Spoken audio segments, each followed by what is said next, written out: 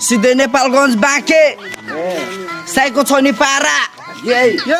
दाइहरू psycho भाइहरू खतरा याद राख याद राख हाम्रो चेक पाण्डे अन द माइक मलाई मतलब लाग्दैन यो फक नेपालगञ्ज घर मेरो ओडा नम्बर 6 केटाहरू साइको सबै यहाँ खोडा पनि छ राति राति चोकमा घाटी काटिन्छ मेरो दाजुभाइहरू यहाँ सबै आटी छ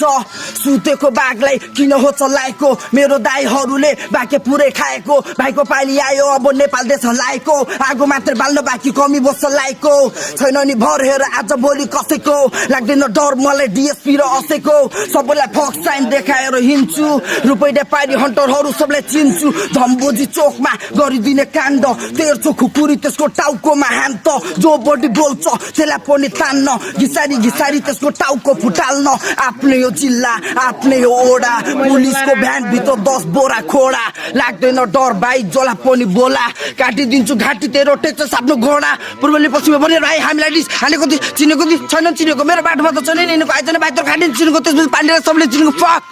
मुजी पक तेरो दाइ आउँदैछ अब पक नेपालगञ्ज घर भोटेको छोरा म त पेवर म घर राज गर्छु धम्बोजी फुटेका सहर मेरो ऱ्यापसँगै आउँछ अब खोलाको लहर